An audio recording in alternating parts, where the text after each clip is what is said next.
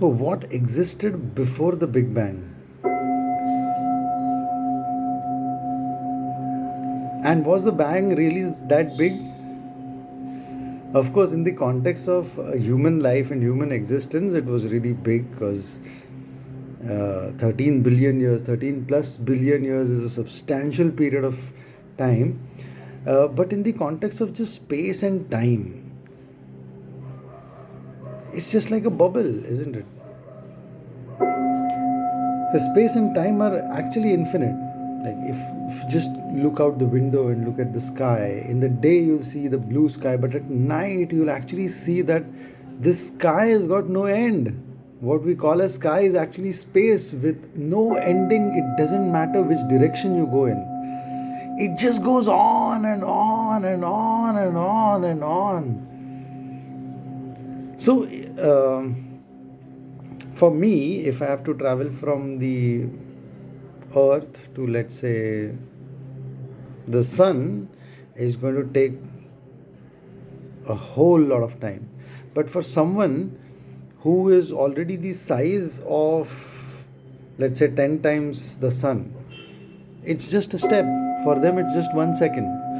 For this being, it's 1 second. But for a minuscule being like me, it is hundreds and thousands of years.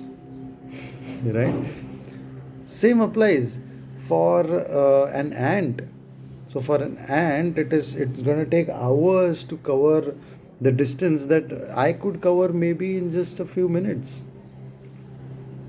Right? So just like time is relative, space is also relative. So Einstein spoke about the relativity of time, and he said that if I sit on a hot plate, just for a minute it feels like I'm there for an hour. But if I'm sitting with a beautiful lady for an hour, it just feels like a minute, right? So time is relative, and so is space. And it is so intricate. Space and time, they're so intricately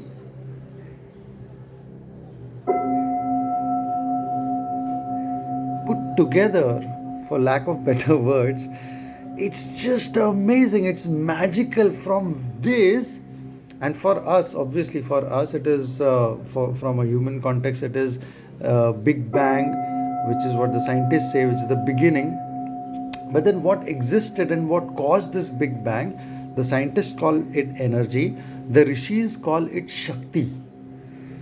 And they both agree on the fact that Shakti cannot be destroyed, it cannot be created, it only changes from one form to another, it transforms. But then the scientists, they don't go, this is a law that they figured out, which they deduced, right? But they haven't been able to go to that next step, that who does this Shakti belong to? Whose Shakti is it? Now, there is no evidence that can tell you who Shakti it is. It's a very absurd question if you want to look at it scientifically. There's no answer to it. Whose Shakti is it? But the rishis base their conclusions on experience. Their evidence is experience.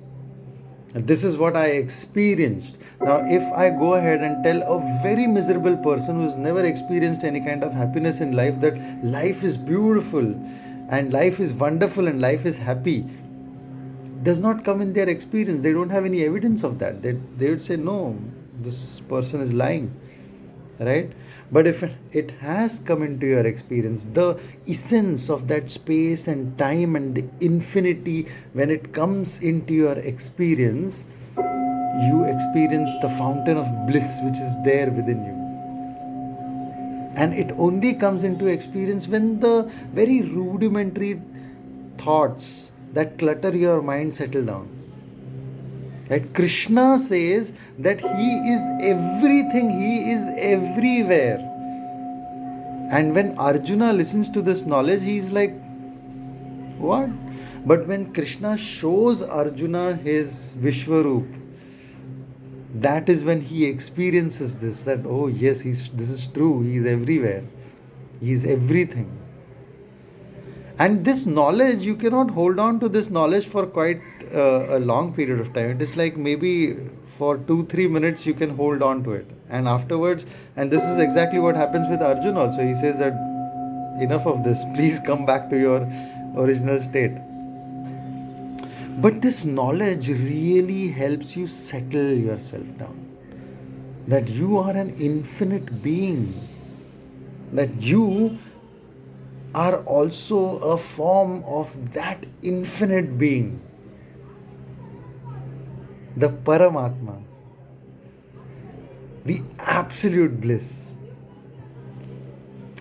How do you make use of this in your daily life? So, all of us, we have our likes and our dislikes, and these likes and dislikes control us, right? So, if you like a person, you want to be with that person. If you dislike a person, you want to stay away from that person. Both of them have a control upon you. The way you're going to behave, your remote control is in the hands of these two people, these two characters, right?